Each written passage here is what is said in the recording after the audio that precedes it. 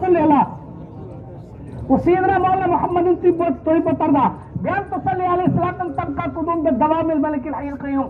ان بزرگوں کی باریکی نگاہ دیکھیں. آئیے ہم جس امام کی تقلید کرتے ہیں، کس کی؟ جس امام کی ہم اور آپ تقلید کرتے ہیں اس امام کو کہتے ہیں امام اعظم ابو حنیفہ رحمت اللہ علیہ. کیا آپ صرف رموز علم نہیں بلکہ حقیقت پر اتنی مہارت رکھتے تھے اور باریک سے باریک مسائل کا آپ حل فرماتے تھے. امام اعظم ابو حنیفہ رحمت اللہ علیہ، آپ کا اصل نام نعمان ہے. کیا نام ہے؟ آپ کا نام ہے نعمان اور آپ کے والد کا نام ہے ثابت. تو آپ کو پکارا جاتا ہے نعمان بن ثابت، آپ کا اصلی نام ہوا. حنیفہ آپ کی کنیت ہے. یہ کنیت آپ کو کس وجہ سے دی گئی؟ اور اللہ تعالیٰ نے آپ کی کنیت کو آپ کے نام سے زیادہ شہرت عطا کی، اس میں بھی راز ہے. درود پاک پڑھے تو یہ راز بتا دوں. اللہم صلی علی سیدنا مولانا محمد بارک وسلم صلو علیہ الصلوۃ والسلام علیہ کے رسول اللہ صلی اللہ علیہ وسلم. ایک مرتبہ کا واقعہ ہے کہ امام اعظم ابو حنیفہ رحمت اللہ علیہ کی بارگاہ میں چند عورتیں آئی. کیا؟ بڑی غور سے سنیے گا. چند عورتیں آئی اور آنے کے بعد امام اعظم ابو حنیفہ سے سوال کرنے لگی کہ حضور آپ ہمیں اس بات کی اجازت دیں، آپ ہمیں اس بات کی اجازت دیں اور یہ مسئلہ ہم لوگوں کا حل کر دیں. تو حضرت امام اعظم پوچھتے ہیں کہ کیا مسئلہ ہے، دریافت کرو.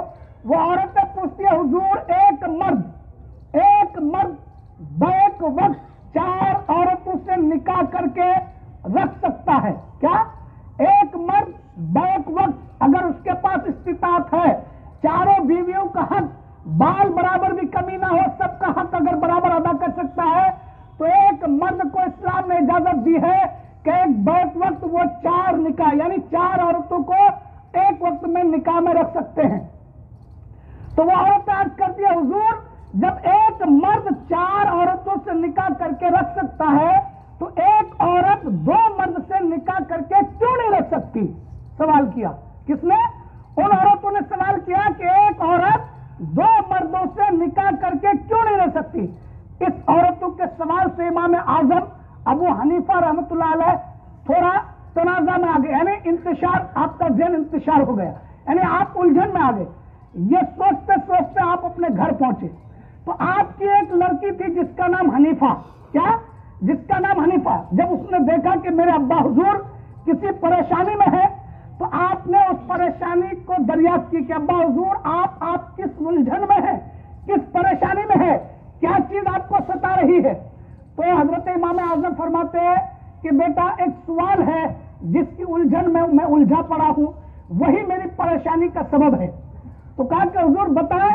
وہ سوال کہا کہ آپ کی صاحبزادی عرض کرتے ہیں کہ ابا حضور وہ سوال بتائیں، سوال کیا ہے، کس چیز نے آپ کو اس حد تک پریشان کیا ہے؟ تو امام اعظم فرماتے ہیں بیٹی سوال یہ ہے کہ کچھ عورتیں آ کر مجھ سے یہ سوال کی کہ ایک مرد جب 4 عورتوں سے نکاح کر کے رکھ سکتا ہے تو ایک عورت 2 نکاح کیوں نہیں کر سکتی؟ اس کا جواب مجھ سے نہ بن پایا. میں ان کے جواب سے قاصر ہوں اور میں سوچتا ہوں کہ ان عورتوں کو کیا جواب دوں.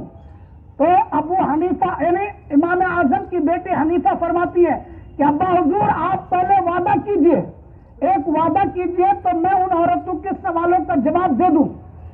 تو امام اعظم فرماتے ہیں بیٹی کیا ہے؟ تو آپ کی صاحبزادی فرماتی ہے کہ وعدہ یہ کیجئے کہ آپ اپنے نام کے ساتھ میرے نام کی بھی شہرت دیں گے. کیا کہا؟ آپ اپنے نام کے ساتھ میرے نام کو بھی شہرت یافتہ بنائیں گے اگر آپ اس چیز کا وعدہ کریں تو میں جواب مرحمت فرماؤں. تو امام اعظم نے منظور کر لی کہ ٹھیک ہے بیٹی، میں اپنے نام کے ساتھ تمہارے نام کی بھی شہرت کروں گا. اتنا کہنا تو اس کے بعد کہا کہ ابا حضور ان عورتوں کو بلائیے. وہ عورتیں آئی. آنے کے بعد امام اعظم کی صاحبزادی ہر عورت کے ہاتھ میں ایک پیالی دی. کیا؟ ایک پیالی دی. اور پیالی دینے کے بعد ان عورتوں سے کہا کہ آپ اپنی چھاتیوں میں سے دودھ نکال کر اس پیالی میں رکھیں. وہ عورتیں اپنی چھاتیوں میں سے دودھ نکال کر کے سب نے اپنی اپنی پیالی میں رکھ لی. اس کے بعد امام اعظم کی بیٹی ایک بڑا پیالہ، کیا؟ ایک بڑا پیالہ نکال کر لاتی ہے اور لانے کے بعد ان عورتوں کے سامنے رکھ دیتی ہے اور رکھنے کے بعد پھر عورتوں کو حکم دیتی ہے کہ اب سب اپنا دودھ اس پیالے میں ڈال دو.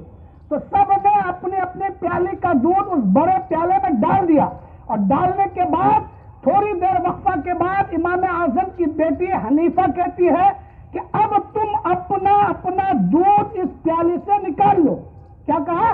اب اپنا دودھ اس پیالے سے نکال لو. عورتوں میں چیخ نکل گئی اور کہا کہ صاحبزادی یہ کیسے ہو سکتا ہے؟ یہ تو ناممکن ہے کہ ہم اپنے دودھ کو ملا دیں اور اس سے ہم اپنے دودھ کو الگ کر لیں. یہ تو ناممکن ہے، قیامت تک ایسا ہو نہیں سکتا کہ ہم اپنے دودھ کو اس سے جدا کر لیں. تو امام اعظم کی بیٹی فرماتی ہے جب تم اپنے دودھ کو اس پیالے سے نہیں نکال سکتے تو جب ایک عورت دو مرد سے نکاح کرتی اور دونوں کے ساتھ وہ ہم بستری کرتی تو پھر اولاد کس شوہر سے ہوتا؟ تم کو یہ بات کیسے پتا چلتا کہ یہ اولاد کس کے نطفے سے ہے؟ تم یہ بتا نہیں سکتی تھی. اس لیے اللہ نے عورتوں کو ایک نکاح پر صبر کرنے، اکتفا کرنے کا حکم دیا ہے. ایک عورت دو مرد سے نکاح نہیں کر سکتی. ایک عورت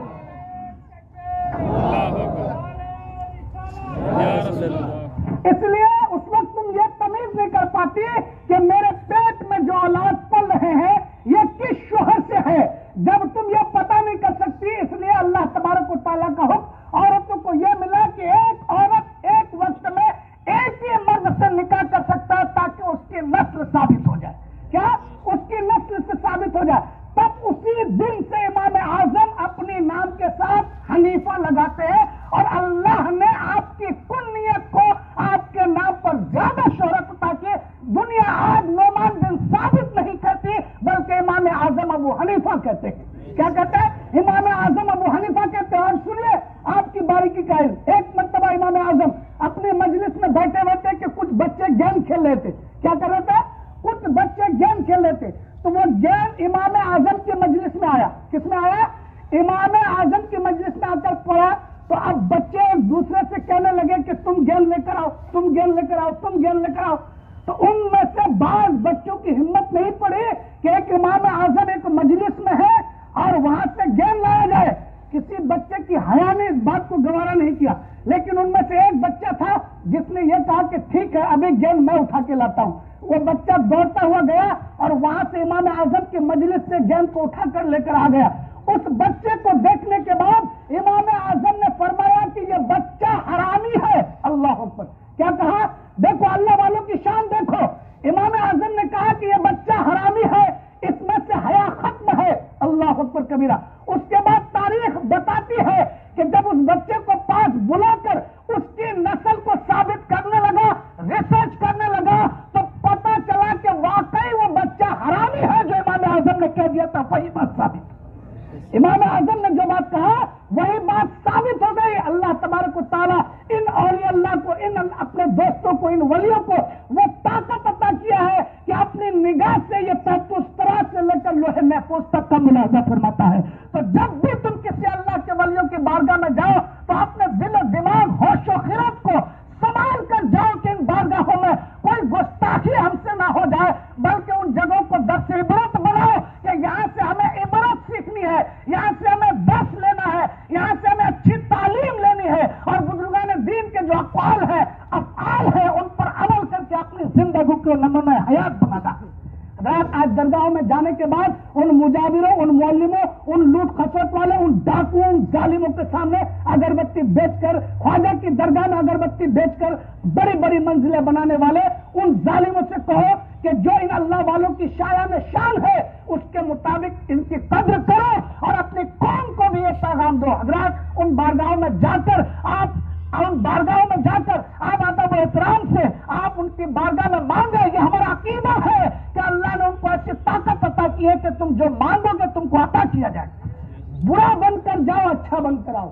برا بن کر جاؤ، اچھا بن کر آؤ. یعنی کہ اچھا بن کر جا رہا ہے ان درگاہوں سے برا بن کر آ رہا ہے تو دنیا آج ہم پر اپنی زبان کھولنے میں درد نہیں کرے گی. تان و تشنی ہم پر قیامت تک برساتے رہے گی. ان عزت کے مقاموں کو، ان عزت کی جاہوں کو ان کے مقام پر، ان کی شان پر رہنے دو، ان کی شان باقی رہنے دو، کیونکہ ان اللہ والوں کی طاقت سے ہمارا آپ آج زندہ ہے اور سلامت ہے. وآخر